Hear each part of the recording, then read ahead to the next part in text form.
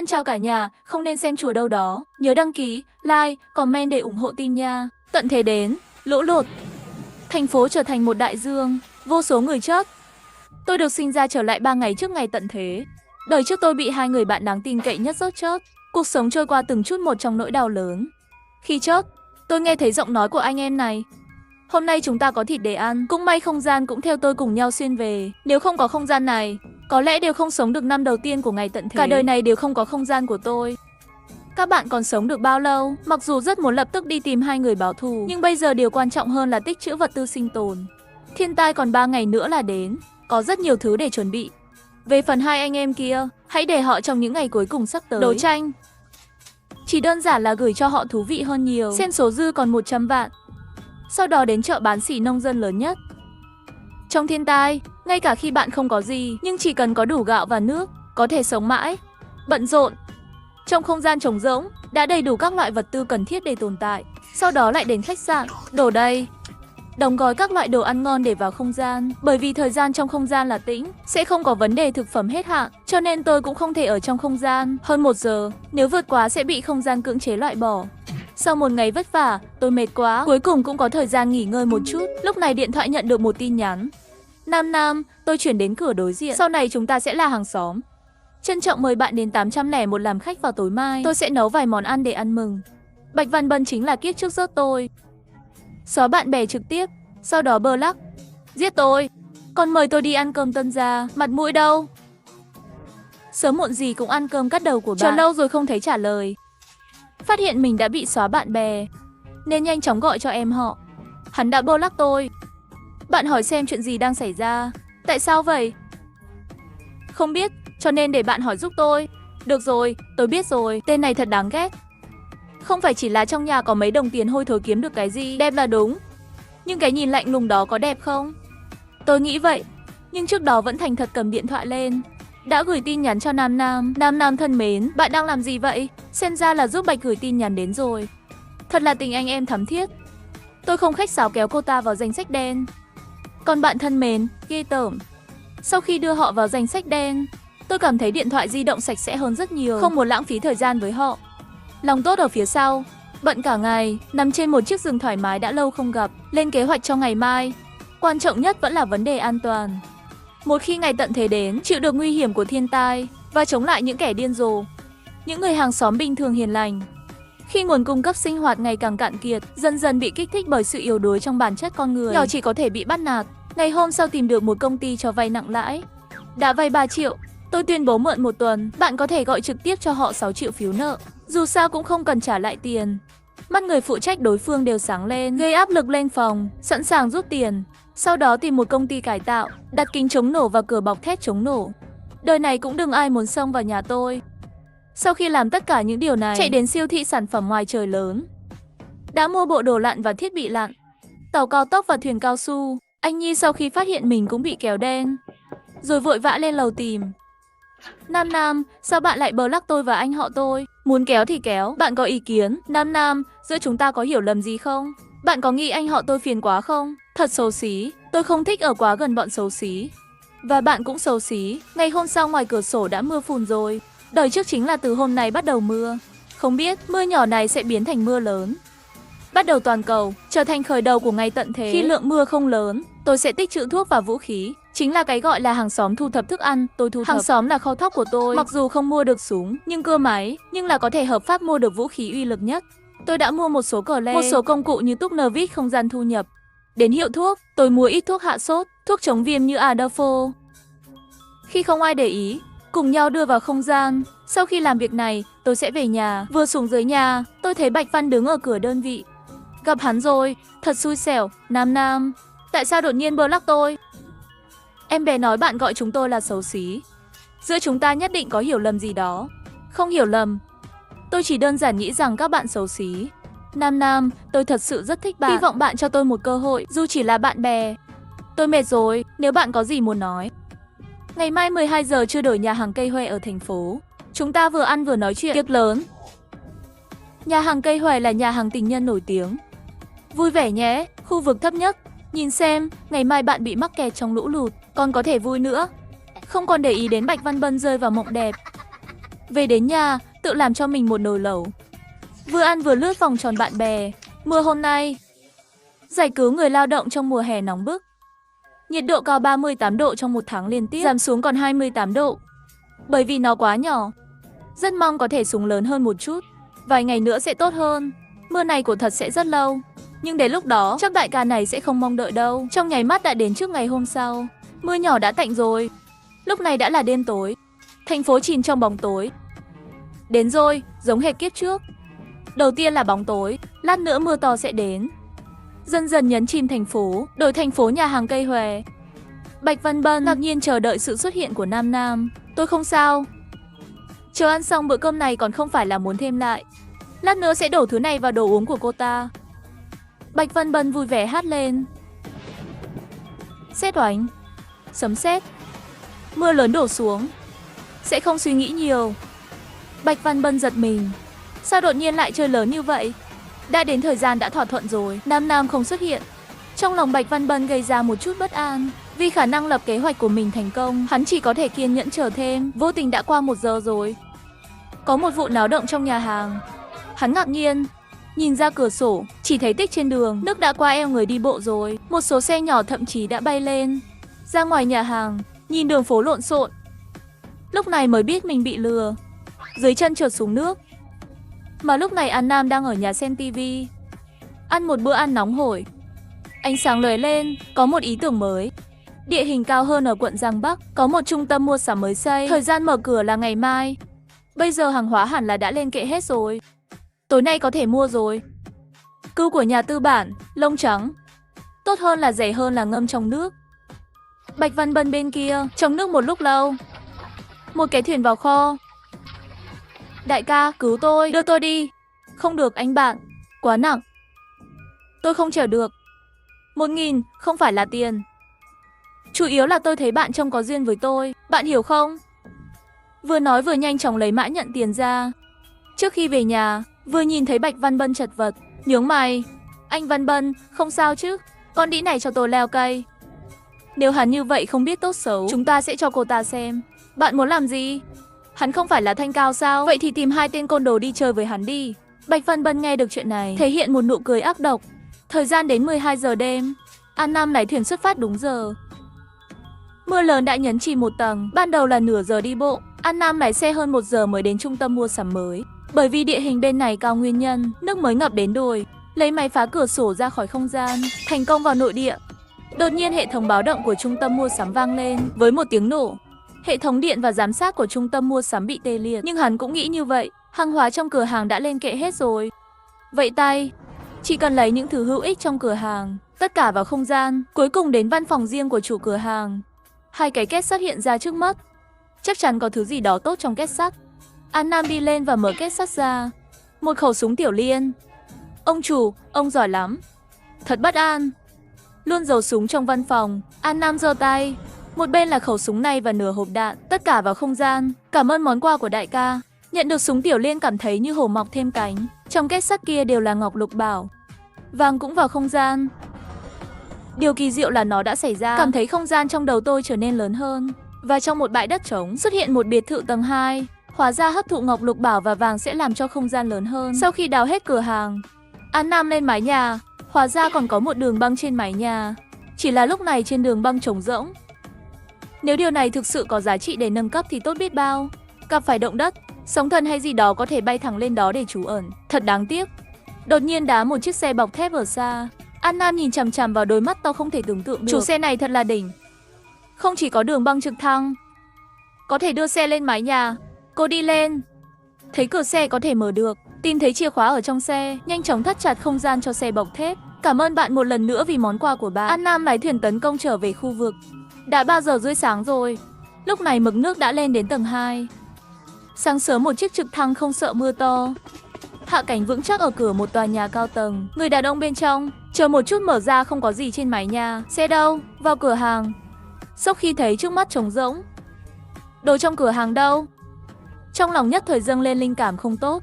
Đến văn phòng, nhìn chằm chằm vào chiếc hộp trống rỗng. Phải mất một lúc mới tỉnh lại được ông chủ. Thứ bạn muốn đã biến mất rồi. Và xe bọc thép trên mái nhà cũng mất tích. Nghĩa là sao? chỉ là mọi thứ đã biến mất. Toàn bộ trung tâm mua sắm trống rỗng, cả thành phố bị ngập lụt. Đi lại chỉ có thể dựa vào thuyền nhỏ. Ai có năng lực lớn như vậy? Toàn bộ trung tâm mua sắm đã được dọn sạch chỉ sau một đêm. Vãi. Cộng đồng. Khi An Nam tỉnh dậy đã là trưa rồi. Trong mỗi tòa nhà đều diễn ra. Các cư dân tầng 2 nhờ giúp đỡ hiện trường trên lầu. Hàng xóm giúp đỡ. Cho chúng tôi mượn một chỗ ở đi. Nhìn thấy phòng khám của cư dân tầng 2, cư dân tầng 3 cũng căng thẳng. Không thể không cầu nguyện cơn mưa này sẽ sớm dừng lại. Đến nhà tôi. Nhưng thực tế sẽ làm họ thất vọng. Nhưng khó nhớ kiếp trước ngập đến tầng 6. Mưa mới ngừng. Mấy ngày nay mực nước đã lên tới 9 mét. Nước tràn ngập tầng 3. Đội cứu hộ tình cờ đi ngang qua đây. Khi nào mưa sẽ tạnh? Sẽ không bị ngập đến nhà tôi đâu. Tôi thấy trên mạng nói cả thế giới đều đang mưa to.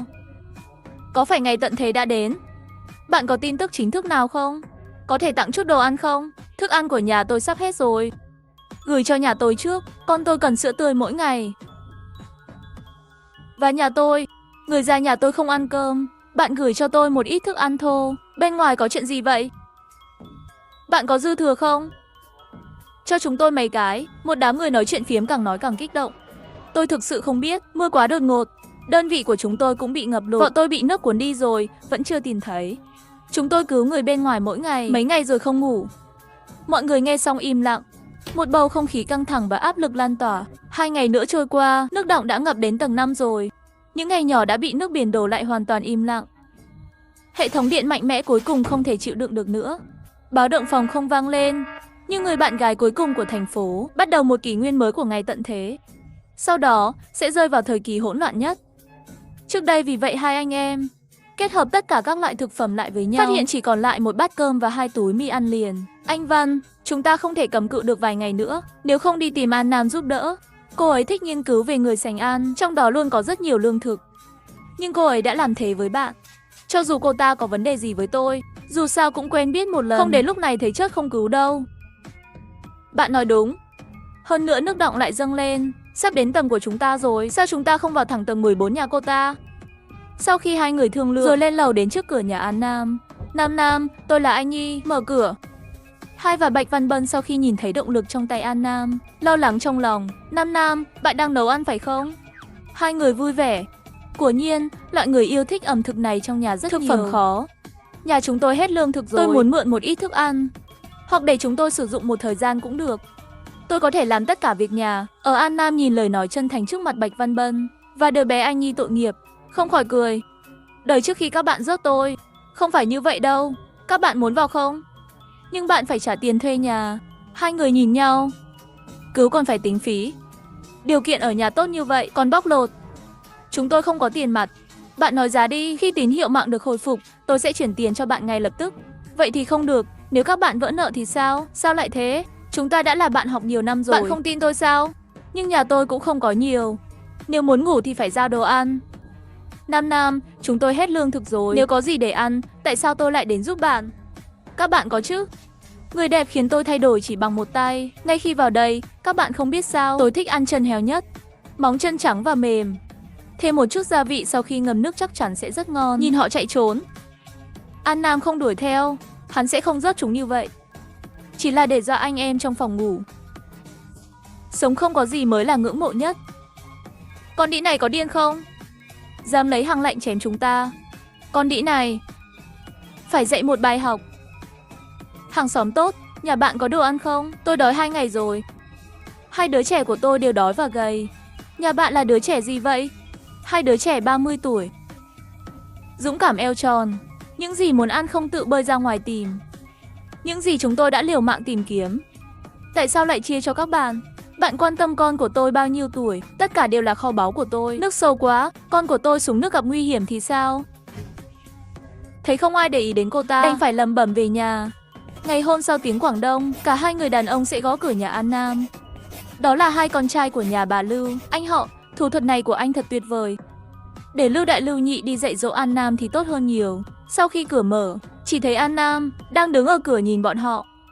Cô bé đừng nói gì, cho chúng tôi vào nhà. An Nam nhìn họ. Lấy súng tiểu liên ra khỏi không gian, coi thường phụ nữ. Dám mánh vào ý tưởng của tôi, Enon có thể mềm lòng. Trong những ngày cuối cùng không bị ràng buộc bởi luật đạo đức, Cô để hắn sống, tương đương với việc tự đặt cho mình một quả bom hẹn giờ. Hôm nào như thế nào cũng không biết. Vì vậy, giải quyết chúng một cách gọn gàng. Những cư dân tầng thấp sống trong hành lang, sau khi nhìn thấy cảnh này, tất cả đều sợ hãi không nhẹ. Nhưng nó cũng mở ra những ý tưởng mới cho họ. Thời gian bất thường, nhặt ổ khóa cũng là một con đường sống. Sau khi anh em nhà Lưu bị oánh gục, nhà hắn chỉ còn lại một bà già cô đơn. Mọi người bị thương, đó là ý tưởng của bà Lưu. Thế là đột ngột xông vào nhà bà Lưu, đuổi hắn ra ngoài. Trật tự xã hội bắt đầu dần dần rối loạn. An Nam định ra ngoài tìm chút ngọc lục bảo, tăng dung lượng không gian. Đồ ăn trong không gian đủ cho hắn ăn cả đời. Vì không gian có thể được nâng cấp, tất nhiên phải nâng nó lên cấp cao nhất. Lương cảm thấy rằng việc sử dụng tuyệt vời của không gian này vẫn chưa được phát triển. Thế kỷ trước, tổ chức một hội nghị đấu giá đá. Khi mưa lớn đến, hoạt động vẫn chưa kết thúc. Những viên đá thô ngọc lục bảo chắc chắn còn rất nhiều thứ chưa được mua ở quảng trường. Sau khi đến đích, mặc đồ lặn vào, xuống nước đến quảng trường đá. An Nam thường không có nghiên cứu gì về ngọc lục bảo, thế là liền đem toàn bộ nguyên thạch trực tiếp nhập vào không gian. Bên trong, không gian màu ngọc lục bảo tốt sẽ mở rộng rất nhiều. Màu sắc không tốt, không gian thay đổi rất nhỏ. Sau khi hấp thụ những viên đá thô này, diện tích không gian ngày càng lớn. Ngôi nhà nhỏ đã trở thành một dinh thự sang trọng. Khi đàn ông xuống nước lâu cũng có chút thoát ly, quay lại thuyền nghỉ ngơi, chuẩn bị đi nơi khác dạo chơi. Ngay lúc này, phía trước có 2 chiếc tàu tấn công, khoảng 7-8 người. Nam lập tức cẩn thận. Em gái có thể gặp nhau ở đây là duyên phận. Có muốn kết bạn không? Làm bạn với bạn có lợi gì? Làm người không thể thực dụng như vậy được. Sao các bạn không công khai? Không muốn tàu của tôi. Đại ca nói gì với anh ta? Cô gái biết rõ hơn. Để lại mọi thứ. Chúng tôi sẽ để bạn đi. Nếu tôi không thì sao? Vậy thì hãy để lại mạng sống của bạn.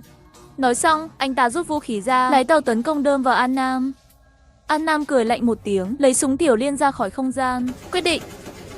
Ngay cả thời gian phản ứng của hắn cũng không có. Nhóm người này giữ lại cũng là tai họa. Vậy tôi sẽ kết thúc hành trình tận thế của các bạn trước thời hạn. Nước nhanh chóng trở lại bình tĩnh, như thể đám người này chưa từng xuất hiện. An Nam lái tàu cao tốc, đi sâu hơn vào khu vực thành phố rộng. Lái xe 2 tiếng, chỉ thấy trong dòng nước lũ vô tận, một tòa nhà xuất hiện, một mình trên mặt nước. An Nam từ từ dựa vào bên trong tòa nhà. Mọi thứ đều gọn gàng, giống như trước thiên tai. An Nam bỏ tất cả các loại hàng hóa vào túi, bước vào. Đột nhiên nghe thấy rất nhiều tiếng bước chân ồn ào. An Nam ngạc nhiên, có người đến. Để tránh gây ra xung đột không cần thiết một lần nữa, An Nam bước thẳng vào không gian. Chỉ cần ở trong không gian một lúc, bạn có thể loạng choạng với họ. Thật kỳ lạ. Bên này không thể tiếp cận được, ngay cả một con chim cũng không có. Sao tất cả mọi thứ đều biến mất? Có ai đến đây trước chúng ta không? Lấy hết đồ đi. Ai tốt thế? Không chỉ thức ăn, ngay cả những thứ khác cũng lấy đi rồi. Có thể là tập đoàn đã chuyển tất cả mọi thứ. Đồ ngốc. Còn nói bên này vật tư dồi dào, đốt quá nhiều dầu, đưa thuyền đến đây không có gì. Tôi cứ tưởng không có ai ở đây. Quên đi, dù sao chúng tôi cũng tìm thấy rất nhiều thứ ở khu vực trung quan. Không trách anh ta. Ai có thể nghĩ rằng tập đoàn đã chuyển tất cả mọi thứ đi. Một nhóm người cãi nhau vài câu, buồn bã chửi thề bỏ đi. An Nam trong không gian tính thời gian gần như rồi, chuẩn bị ra ngoài xem, ra khỏi không gian. Xem ra người ta đã đi rồi. Lúc này mới yên tâm đi dạo. Trong nháy mắt, tòa nhà đã bị quét sạch. Ra khỏi tòa nhà, lái tàu cao tốc về nhà. Không ngờ vừa tiến lên không lâu, đột nhiên nhìn thấy phía trước có 2 con cừu đang bơi trong nước. Sao lại có cừu ở đây? Hắn nhìn theo hướng 2 con cừu đang bơi, đột nhiên trước mắt sáng lên. Bên ngoài là ngoại ô thành phố, có một ngọn núi. Ngọn núi này là một ngọn núi hoang dã hoàn toàn chưa được phát triển. Chắc hẳn trên núi còn có động vật khác. Nhanh chóng đến ngọn núi bên ngoài thành phố. Đến núi hắn mới ngạc nhiên, tôi phát hiện ở đây có một đàn cừu. Anna ngạc nhiên, lấy ra một cây cung tên từ không gian, chuẩn bị bắt cừu. Bận rộn, trời đã tối rồi. Lúc này quyết định tối nay không về nữa. Lấy xe bọc thép từ không gian, tôi sẽ qua đêm trong xe. Đã 4 ngày kể từ khi những con cừu này được xử lý xong. Chiều ngày thứ 4, An Nam quyết định về nhà. Trên đường về, xem mọi người sử dụng các loại phương tiện giao thông đường thủy, tìm kiếm nguồn cung cấp. Có 2 làn sóng người tranh giành thức ăn nổi trên mặt nước, còn cãi nhau nữa. Đây là thứ tôi nhìn thấy trước. Đây là những gì bạn nhìn thấy trước thì sao? Người đến trước được phục vụ trước không hiểu sao? Có phải bạn cố ý kiếm chuyện không? Cẩn thận, tôi sẽ dọn dẹp cho bạn trước. Sau đó 2 người liền mở tiền ra. Điều này sẽ ngày càng phổ biến trong những ngày cuối cùng, càng về sau sẽ càng mạnh. An Nam về nhà, đột nhiên nghe thấy tiếng cầu thang. Đột nhiên có tiếng gõ chậu. Hàng xóm họp. 1302 tập hợp An Mật suy nghĩ một chút không ra ngoài. 1302 Tôn Bằng tổ chức người trong tòa nhà họp, thảo luận về lối thoát sinh tồn. Ngoại trừ An Nam ở tầng 14 và mẹ con Triệu Bình An ở tầng 15, mọi người đều ở đây. Hôm nay không ăn gì nữa, chúng ta sẽ chớt đói. Còn gì nữa không? Những tòa nhà văn phòng trên mặt nước đã bị lục soát hết rồi. Thắt lưng da của nhà tôi đã bị ăn hết rồi. Tôn Bằng đầu tiên im lặng nhìn người dân thảo luận. Chờ đám đông yên tĩnh lại mới bắt đầu nói chuyện. Bạn không phát hiện ra, tầng 15 và 14 hầu như không ra ngoài tìm kiếm thức ăn. Trên tầng 14 đã ra một lần. Hai mẹ con ở tầng 15 chưa một lần ra khỏi cửa. Chắc họ có rất nhiều lương thực trong nhà. Quá nhiều để không phải ra ngoài tìm kiếm chúng. Chúng ta sẽ chớt đói. Họ có rất nhiều thức ăn trong nhà. Chúng ta nên đi tìm họ để phân phối. Tất cả đều là hàng xóm. Làm sao có thể ích kỷ như vậy mà chỉ có thức ăn? Đó là mụ phù thủy ở tầng 14. Nói đến đây, khoảnh khắc yên tĩnh của đám đông, mọi người đều nhớ ra. Anh em nhà Lưu bị lột xác. Nếu không chúng ta lên tầng 15 xem trước đi. Của Hồng đương nhiên phải cắt mềm. Tôn Bằng đi trước cửa 1501. Có cửa một cách lịch sự. Triệu Bình An có ở nhà không? Tôi là trưởng đơn vị của đơn vị chúng ta, muốn nói chuyện với bạn. Xin lỗi, không tiện mở cửa. Có chuyện gì thì nói thẳng đi. Đúng vậy, hàng xóm không còn thức ăn. Mượn ít lương thực. Xin lỗi tôi không giúp được. Nhà tôi cũng không có nhiều. Là một fan hâm mộ của ngày tận thế, quy luật sống sót cuối cùng. Đức mẹ không chớt. Cho nên hắn căn bản không có ý định đem lương thực của mình lấy ra và chia sẻ. Bạn nói dối, mẹ con bạn chưa từng ra cửa. Ở nhà chắc có nhiều đồ ăn lắm. Đúng vậy, có đồ ăn, giấu đồ làm gì? Lấy ra, mọi người cùng nhau chia sẻ nhé. Hai mẹ con các bạn thật độc ác. Trơ mắt nhìn chúng ta toàn bộ chớt đói. Mọi người càng nói càng hăng. Một số người rất xúc động, trực tiếp xông lên phía trước. Cứu, hãy đến cứu tôi. Hiếm khi xuất hiện. Người lính Trung Quốc nhìn thấy, nhanh chóng dùng gậy lau nhà bằng gỗ trong tay đẩy người ra. Những người còn lại trong lúc nhất thời đều không dám tiến lên nữa. Lúc này có hai người tiến lên, với một cái rìu cách nhiệt trong tay. Đập vỡ rồi. Ôi, tôi đi đây, tôi không thể hiện uy quyền. Bọn ngốc các bạn nghĩ tôi không biết đếm. Sau đó trên cửa đột nhiên lộ ra một cái lỗ. Lấy ra rồi, mọi người nhìn thấy vậy nhanh chóng sơ tán. Một số phản ứng chậm đã bị sạc ngã xuống đất rồi. An Năm nằm mơ mơn trên giường nghe tiếng ồn bên ngoài. Trong hành lang lại là người gọi cửa điện. Hắn ở nhà cũng hiểu được đại khái. Không thể không cảm thán anh chàng này thật sự là một tài năng. Chạm vào cái mũi, hàng xóm lại về nhà. Không khí trong phòng rất ngột ngạt.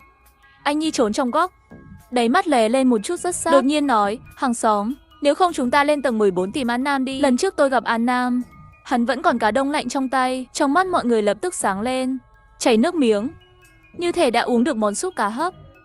Anh ấy nói đúng, chúng ta lên tầng 14. Lên tầng 14 ăn cá. Đám đông sôi sục. Trong lúc nhất thời mọi người đều không muốn đi về phía trước. Dẫn đầu, một nhóm người hô khẩu hiệu nửa ngày.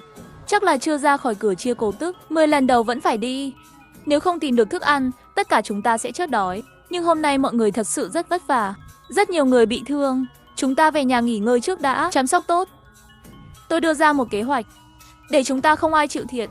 Sáng mai mọi người cùng nhau lên tầng 14 chia lương thực. Mọi người nghe vậy đều đồng ý.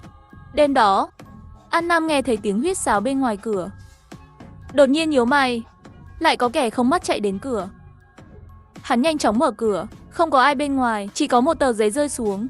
Sáng mai toàn bộ nhân viên đến nhà lấy lương thực. Nhìn vào tờ giấy, đột nhiên có một cảm giác quen thuộc kỳ lạ. Lập tức trước mắt sáng lên. Đây là người đã gửi tin nhắn cho cô ta trong kiếp trước. Lúc đó tôi cũng nhận được một tờ giấy như thế này. Lúc đó ghi chú viết, cẩn thận với hai anh em. Chỉ là không biết người này là ai. Đời này lại đến nhắc nhở hắn. Với kinh nghiệm trước đây, lần này hắn coi trọng vô tội, trốn tránh tội lỗi. Ngày này sớm muộn gì cũng sẽ đến. Sáng hôm sau, mọi người trong lầu sớm tụ tập ở nhà Tôn Bằng. Hàng xóm, tối qua tôi đã nghĩ ra một kế hoạch để mọi người tham khảo. Trải qua chuyện hôm qua, mọi người đều không muốn lại xông lên phía trước. Nhưng nếu mọi người dừng lại, tất cả mọi người chỉ có thể chờ chết đói. Muốn trữ lương thực của 402 nhất định rất dồi dào. Tôi đề nghị chúng ta đo theo mức độ đầu ra. Dưới phần thưởng. Mọi người nghe vậy đều đồng ý. Kế hoạch của thuyền trưởng Tôn rất hợp lý. Tôi muốn dẫn đầu. Vội vàng vào 1402 để đánh bại con quỷ ích kỷ. Nhìn đám đông tinh thần phấn chấn, Tôn Bằng trong lòng rất hài lòng. Mục đích là để cho đám ngu ngốc này xông lên phía trước. Hắn sẽ không đánh trận đầu đâu. Chờ đợi để ngồi và thu thập sức mạnh của ngư dân. Anh Nhi lặn đứng trong đám đông, nhìn ra suy nghĩ thật sự của Tôn Bằng. Cẩn thận kéo Bạch Văn Bân. Anh Văn Bân, đội trưởng Tôn này không có tâm tốt. Chúng ta sẽ trốn ở cuối, Trực tiếp chờ phân phối vật tư, một nhóm người ngẫu nhiên chạy lên tầng 14 đến trước cửa nhà An Nam. Đây là cửa gì vậy? Trông khá cao cấp. Bất kể cửa cao cấp nào, trực tiếp đập không được. Đây là cửa chống nổ, không đập được. Nếu cửa không mở được, vậy cướp đi. Mọi người vừa nghe mắt sáng lên, chỉ muốn vào qua cửa, suýt nữa quên mất còn có thể phá hủy tường. Cửa vững chắc, tường nhà bạn không phải là tường đồng tường sắt đâu. Mọi người lập tức tràn đầy năng lượng, nâng búa lên chuẩn bị đập tường. Đó là cánh cửa mà họ đã chờ đợi từ lâu. Đột nhiên mở ra, từ bên trong một bóng người thiếu nữ xuất hiện. Mọi người còn chưa kịp phản ứng, một số người đã hét lên rồi. Nhận ra An Nam còn chỉ vào một cái cưa điện trong tay. Mấy người ở phía trước nhất lập tức bị hắn lột sạch. Người điên cưa máy cưa điện. Nhìn thấy mấy người dẫn đầu trực tiếp bị đoạt mạng, làm cho họ hoàn toàn mất đi sức chiến đấu, điên cuồng chạy về nhà. Một đám kẻ hèn nhát bắt nạt dễ bị tổn thương. An Nam về nhà vừa dọn dẹp xong, một tiếng gõ cửa đột nhiên phát ra từ bên ngoài. Đám người này hết rồi. Thật sự không được, toàn bộ bị mất rồi. Hắn hung hăng ném súng Tiểu Liên đi đến. Cửa lại nghe thấy bên ngoài truyền đến một giọng nam. Cô An làm phiền. Tôi là Triệu Bình An sống trên lầu của bạn. An Nam nghe thấy là Triệu Bình An, thế là cô ta cất súng đi và mở cửa. Có chuyện gì không? Chúng ta đã gặp nhau ở khu phố. Trước khi ngày tận thế đến, tôi mua rất nhiều hạt giống rau của. Nói đến đây, hắn đột nhiên có chút căng thẳng. Ý tôi là, mẹ tôi trồng rất nhiều rau tươi. Có thể tặng bạn một ít. Nghĩa là sao? Dưới thiên tai còn có hàng xóm chủ động chia sẻ thức ăn. Cảm ơn lòng tốt của bạn, tôi không cần. Triệu Bình An sửng sốt một chút. Cho dù vật tư của hắn không ít, nhưng những loại rau tươi này cô ta không có lý do gì để từ chối. Không thể cứ như vậy từ bỏ cơ hội thể hiện tốt với thần tượng. Có cần tôi bật điện cho cửa không? An Nam sửng sốt, hắn muốn gì? Lại là giao đồ ăn. Chắc là không thích tôi chứ?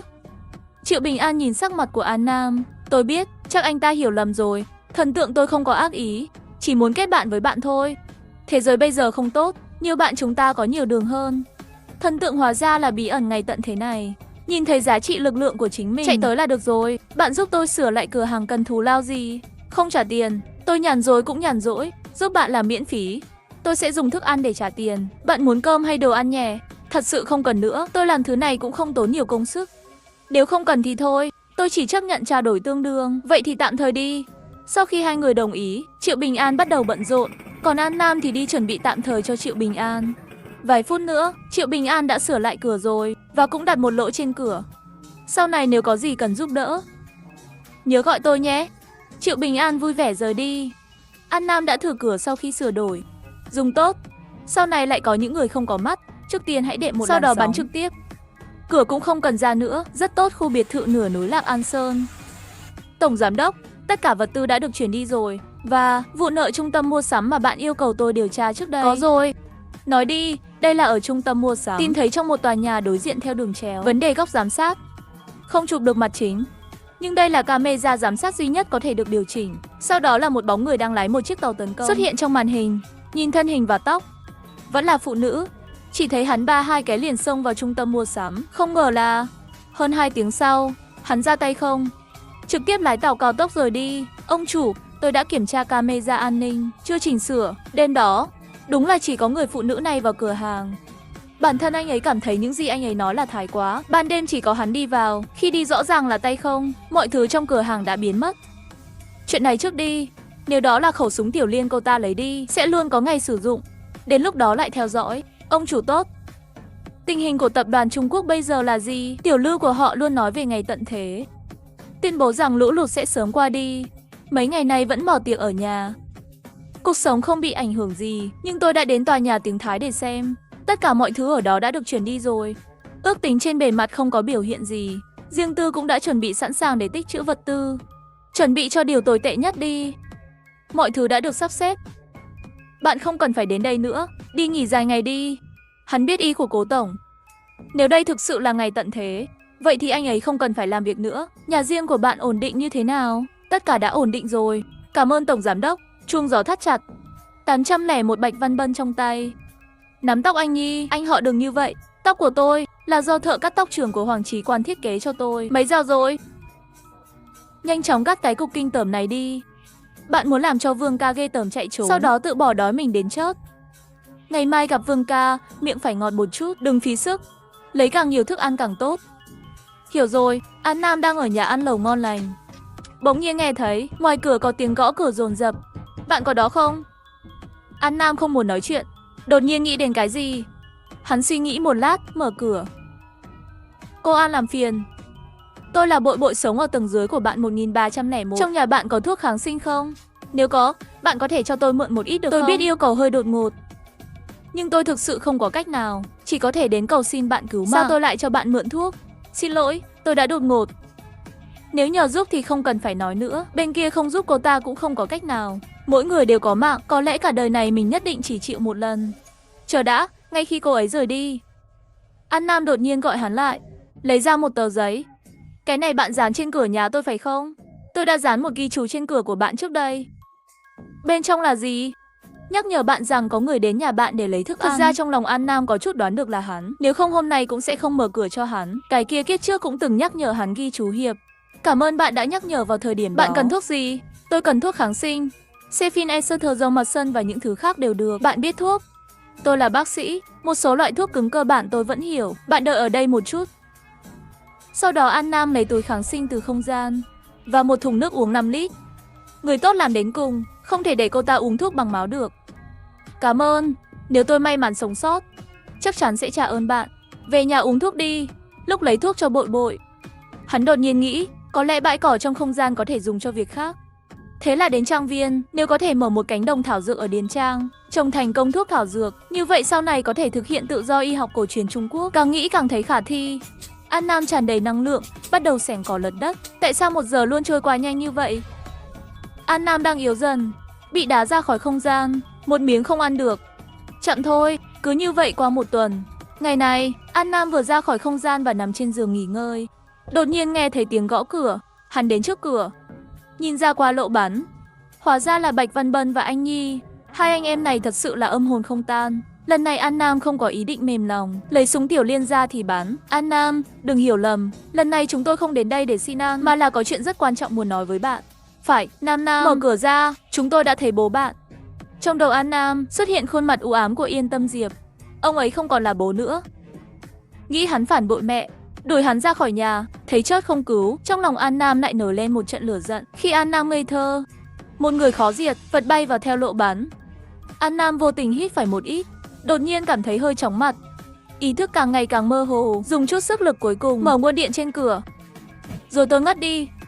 Anh Văn Bân, chúng ta hãy nhân lúc cô ấy còn đưa cô ta ra khỏi đây. Vương ca còn phải ra, chúng ta phải nhanh lên. Thuốc hết rồi, khi cô ta thức dậy, chúng ta sẽ gặp rắc rối. Anh Nhi lo lắng, người dẫn đầu chạy về phía trước. Nhưng tay hắn vừa chạm vào cửa, đã được kết nối với điện. Một lát mới kịp phản ứng. Em họ bị điện giật. Thế là tìm một cây gậy gỗ để cứu. Bạn khỏe không? Anh Nhi nhắm mắt lại, không có phản ứng. Ưu tiên hàng đầu vẫn là nhanh chóng vào, kiểm soát An Nam trước. Lát nữa An Nam tỉnh sẽ gặp rắc rối. Xong, Bạch Văn Bân liền tìm một cái bố chuẩn bị đập tường. Đột nhiên có một tiếng hét từ phía sau. Bạn đang làm gì vậy? Nhìn rõ người đến, hóa ra là Bội Bội ở tầng 13.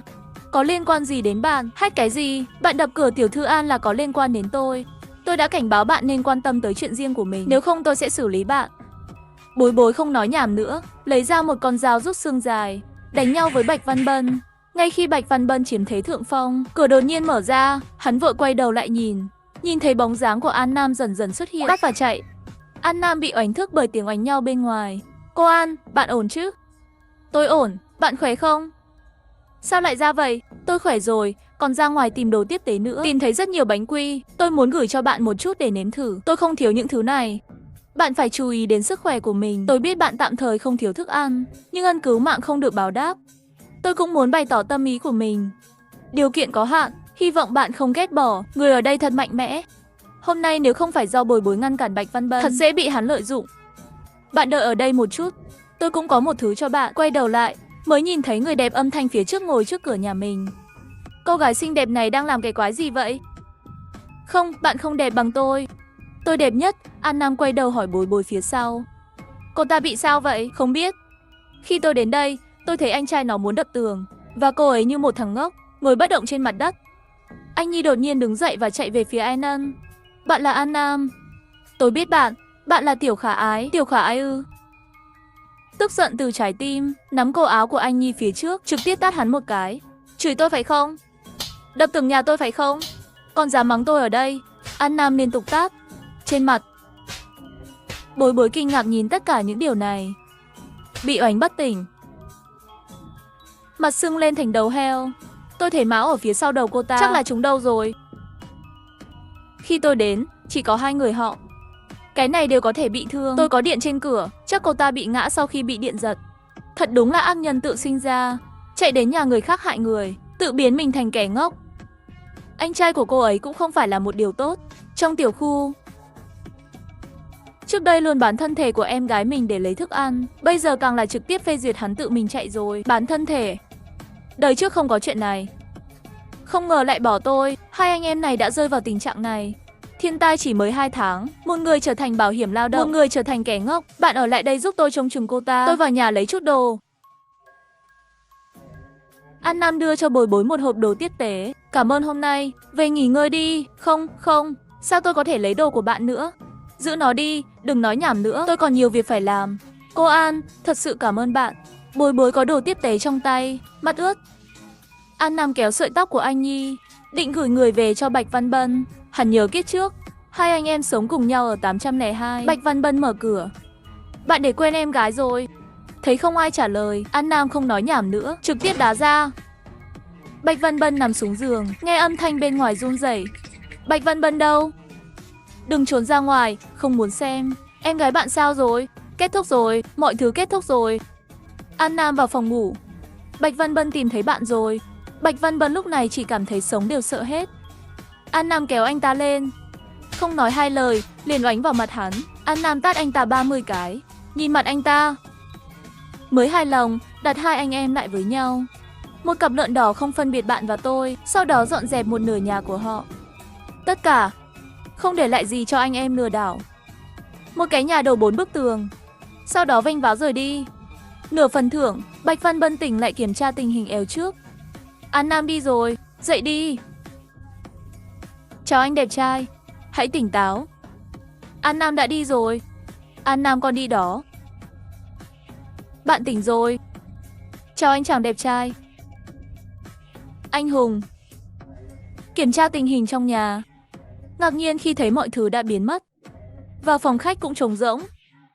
Cái này An Nam tâm thật sự là quá ác. Hắn vô cùng hối hận, hôm nay sao lại đi trêu chọc bà cô đó. Tham lam không đủ, rắn nuốt voi, mất vợ rồi lại mất quân, bị hủy hoại. Hắn ôm cái đầu sưng tấy, ngồi sụp xuống đất. Làm sao đây? Nhà trống không?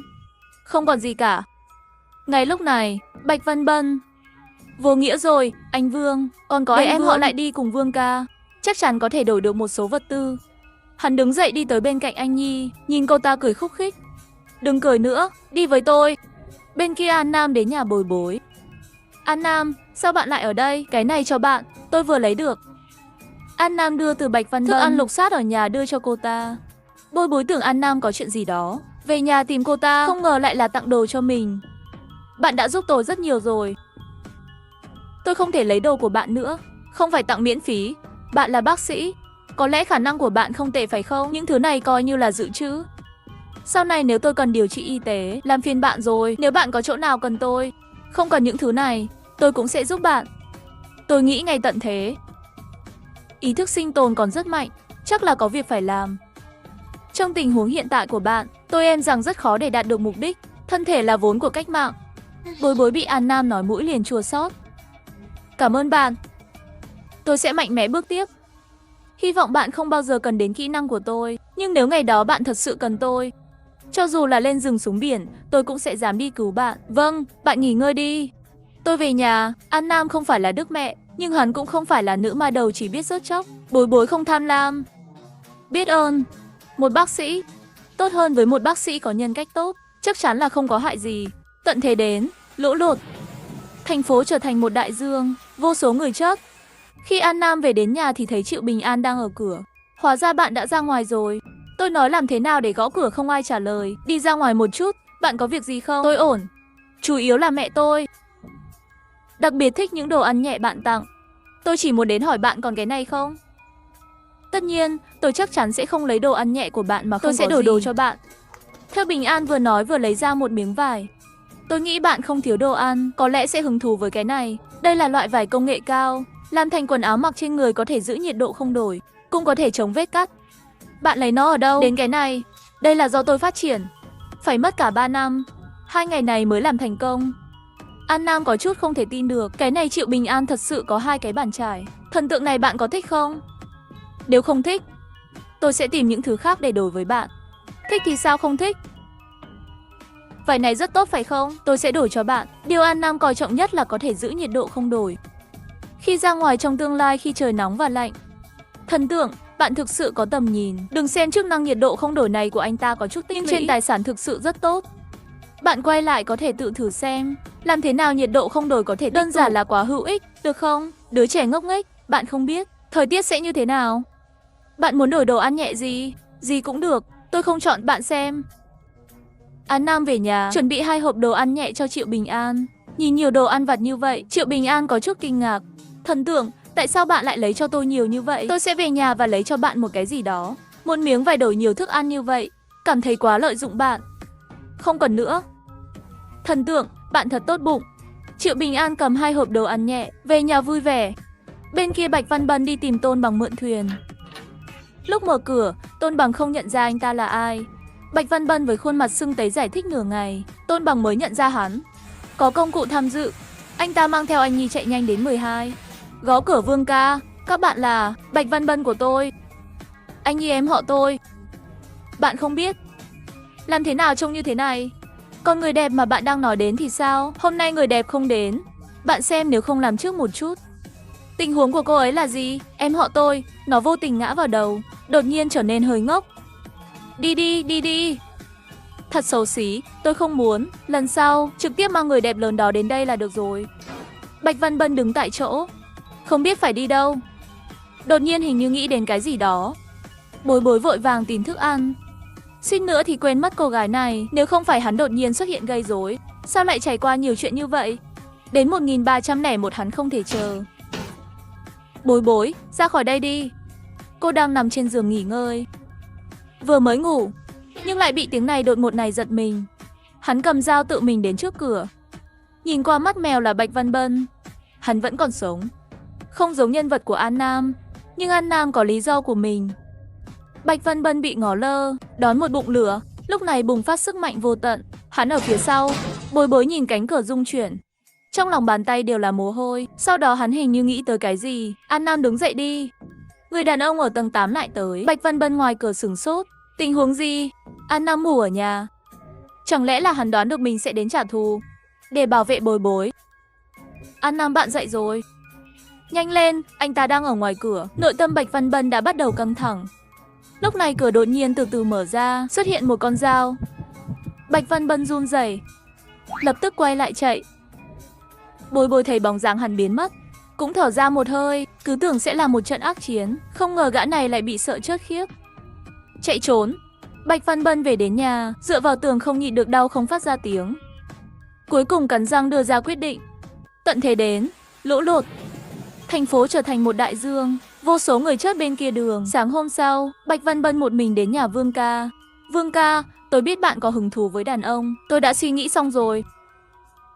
Vào đi, ngày tháng trôi qua. Cánh đồng thử nghiệm được An Nam chăm sóc cẩn thận đã nảy mầm rồi. Hôm nay nhà của Bối Bối đột nhiên bị gõ cửa. Hắn lập tức cảnh giác đi đến trước cửa. Bạn là ai? Có gì không? Xin chào, tôi là Triệu Bình An từ tầng trên cùng. Là An Nam ở tầng 4 giới thiệu tôi đến tìm bạn. Tầng trên cùng do An Nam giới thiệu là Triệu Bình An. Cái đó giống như An Nam, hàng hóa dồi dào đến mức được tất cả hàng xóm bao vây Triệu Bình An. Nhưng để cẩn thận, Bối Bối vẫn không mở cửa. Chào bạn. Có gì không? Đúng vậy. An Nam nói bạn là bác sĩ, có thể châm cứu được không? Xin vui lòng giúp tôi xem vết thương ở chân của mẹ tôi. Nhắc đến châm cứu, Bối Bối, yên tâm đi, tự mình biết châm cứu, chỉ có một mình An Nam biết. Tình trạng của mẹ bạn thế nào? Khi bà ấy nhảy quảng trường ở nhà vào buổi sáng, dùng quá sức làm gãy đầu gối, giờ không dám đi bộ nữa. Bạn xem có thể chữa được không? Loại tổn thương khớp này đều rất dễ điều trị, miễn là kim được đặt kịp thời, vài ngày nữa sẽ ổn thôi. Vậy phiền bạn theo tôi lên lầu nhé.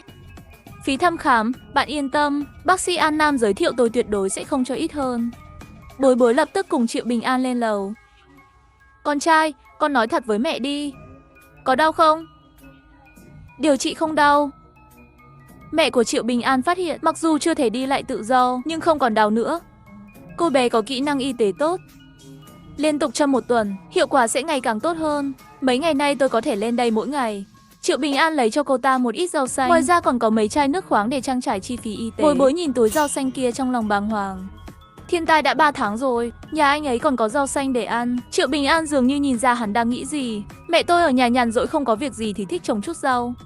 Nếu bạn thích, sau này phí thăm khám tôi đều cho bạn rau của. Ra khỏi chỗ Triệu Bình, Bối Bối đi thẳng đến nhà An Nam. An Nam, cảm ơn bệnh nhân mà bạn đã giới thiệu cho tôi. Tôi sẽ gửi cho bạn một ít rau, xem ra hiệu quả điều trị của chị gái rất tốt. Tôi không muốn cái móng guốc nhỏ bé này ở tầng 14. Lấy mạng, sự tức giận làm gián đoạn cuộc trò chuyện của họ. Một bà già điên khùng chạy tới với cây gậy, tiện tay móc ra một con dao xông lên. Bay lên, dao rơi, kết liễu bà già này. Bối Bối nhìn cảnh tượng ly kỳ này, sợ nói ra lời. Từ cái bà điên kia xuất hiện đến mất đi hơi thở, trước và sau chưa đầy 1 phút. Sợ à? Không, người này là ai? Sao lại tìm bạn? Không biết bà ta, hình như là bà Lưu. Là mẹ của anh em nhà Lưu. Từng sống ở tầng 7, bà Lưu không ngờ bà ta lại sống đến bây giờ. Chắc là tuyệt vọng rồi. Trước khi nhạy cảm, tôi muốn đưa bạn đi cùng. Hắn bị đuổi ra khỏi nhà, có thể duy trì đến bây giờ cũng coi là kỳ tích. Vậy hai anh em nhà Lưu là tự gây ra. Muốn tôi nói bà già này cũng là chất không đáng tiếc. May mà không làm hại bạn. Bạn có thể làm điều đó sau một thời gian dài. Không lâu đâu. Tôi chỉ hy vọng lũ lụt này sớm bị bốc hơi sạch sẽ. Cuộc sống của chúng ta sớm muộn gì cũng sẽ trở lại bình thường. Lũ lụt thực sự sẽ bị bốc hơi hoàn toàn bởi vì thời tiết nóng. Nhưng nó sẽ không làm suy yếu sự tự tin của Bối Bối. Dù sao con người vẫn phải dựa vào hy vọng mới có dũng khí đi từng bước một. Những ngày tới, Bối Bối mỗi ngày đều sẽ châm cứu cho mẹ Bình An ở tầng 15. Trong dòng nước dài bắt đầu xuất hiện cá. Mọi người cổ vũ, đang tìm cách bắt sống dưới nước. Anh họ, chúng ta câu cá rốt cuộc có thể phát huy tài năng. Mà bởi vì chữa bệnh giảm nhiệt Triệu Bình An, Bối Bối cũng bắt đầu hợp tác. Khi cả nước bắt cá, mọi người cuối cùng đã giảm bớt vấn đề đói. Và những người không biết câu cá, bạn cũng có thể đổi các vật tư khác lấy ao cá. Từ từ người giao dịch ngày càng nhiều, dần dần hình thành một chợ nổi. Hôm nay ở nhà rất lâu, hẹn với Triệu Bình An và Bối Bối cùng nhau đi chợ nước. Cũng muốn đi dạo một chút, xem có phân bón hóa học không. Khi 3 người đến, đó chính là lúc náo nhiệt nhất. Dây thừng không ngừng, cá tươi có cần không? Gạo gói, có giá thấp, bánh bao, rượu, mọi thứ. Chỉ nhận thức ăn khô để đổi. Mấy người đi dạo một vòng. An Nam không tìm thấy phân bón, đang chuẩn bị đưa 2 người về nhà. Lúc này vừa vặn lại có một chiếc thuyền giao dịch mới. Cô tùy ý liếc mắt nhìn, sau đó lập tức đổi ý.